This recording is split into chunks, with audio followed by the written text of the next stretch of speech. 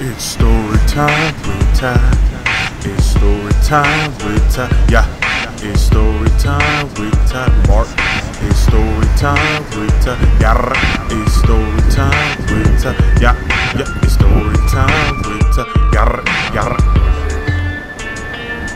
It's story time with Ty. It's story time with Ty. Mark. It's story time with me. Yeah. Yeah. Yeah. Okay. Before they fired off.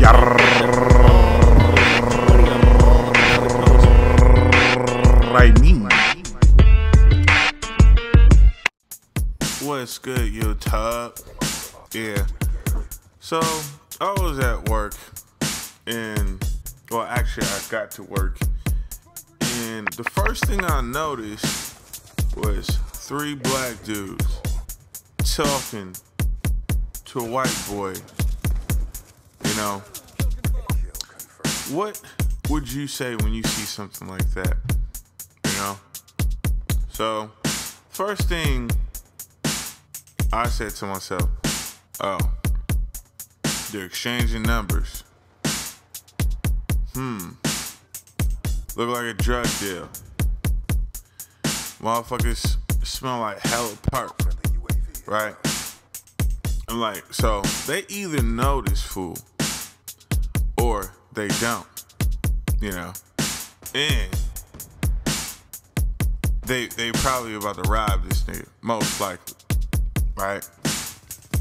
So I go, you know, get ready and shit, and so I say, no more than 40 minutes later, I hear a call on the radio the police officer talking about,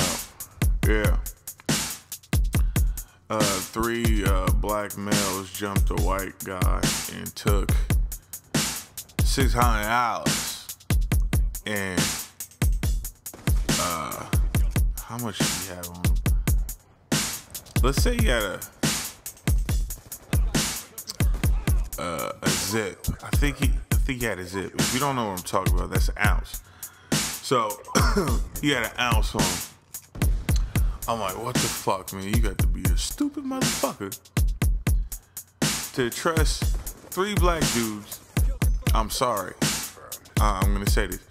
Trust 3 black dudes, and it's only one of you, and you're the Caucasian persuasion, you know?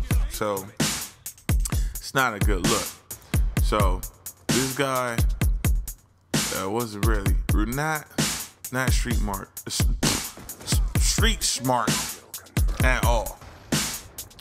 And so as I get more info,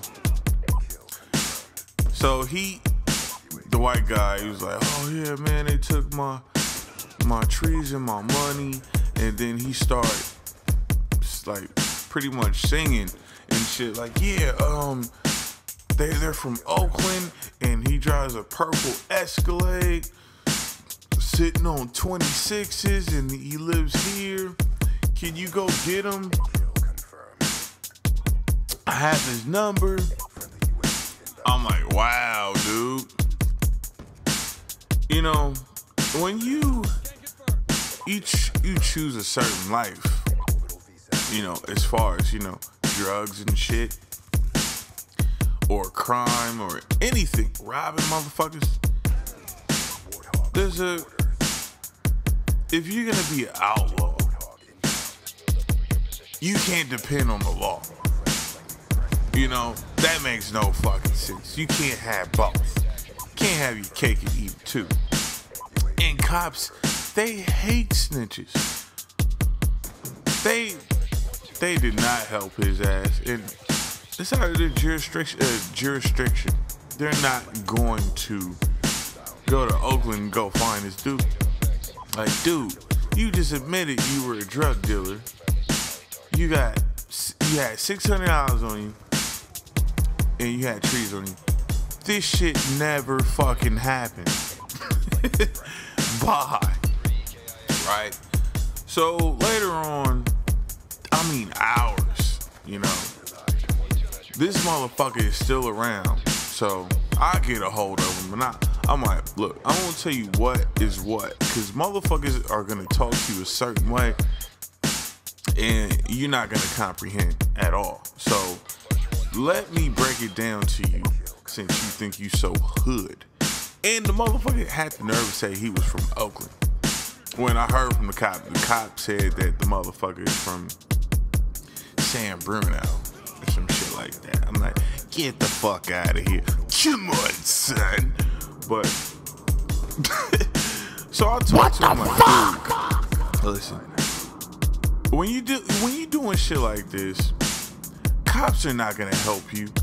Cops are only gonna help you if they're scraping your ass off the asphalt. You feel me?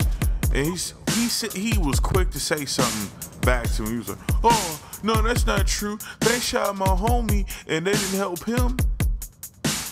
I'm like, you're not listening. Yeah, they're gonna help you by putting your ass in a body bag, you dumb motherfucker. They're like, man, be aware of those. I'm like, if you gonna do this, don't count on no fucking cop. And don't be a snitch. It don't make sense. It don't make sense. You know? And I said, what made you trust these motherfuckers? He was like, oh, well, they seem cool. They said they knew the same people I knew. I'm like, nah, that's not right. Did you tell them the names before they said something? Or did they actually say the names? Like, nah, I said it. I said their names. Come on, son. I'm out.